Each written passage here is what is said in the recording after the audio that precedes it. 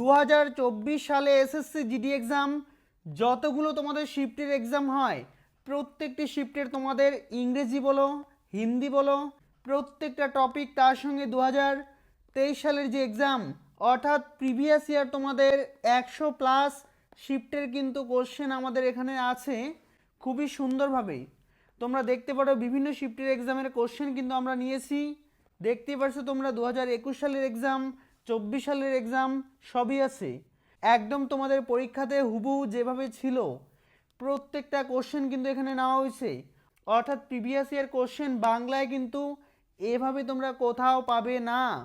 তাই অতি অবশ্যই তোমরা এই নাম্বারে একবার হোয়াটসঅ্যাপ করে নাও। তোমরা দেখবে যে ডেসক্রিপশনে তোমাদের নাম্বার আছে অথবা পিন কমেন্টে তোমাদের নাম্বার দেওয়া থাকবে।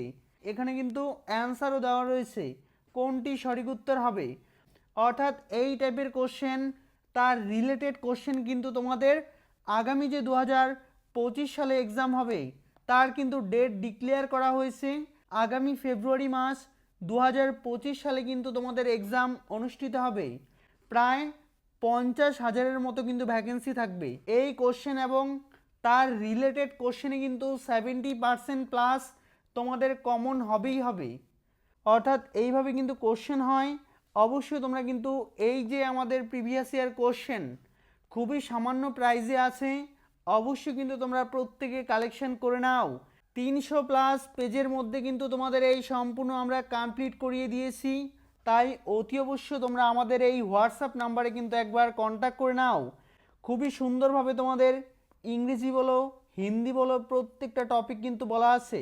অর্থাৎ তোমাদের পরীক্ষায় যেভাবে থাকবে সেমভাবে কিন্তু দেওয়া আছে কত সালের এক্সাম এবং কোন শিফটের এক্সাম ডেট টাইম সব কিন্তু দেওয়া আছে।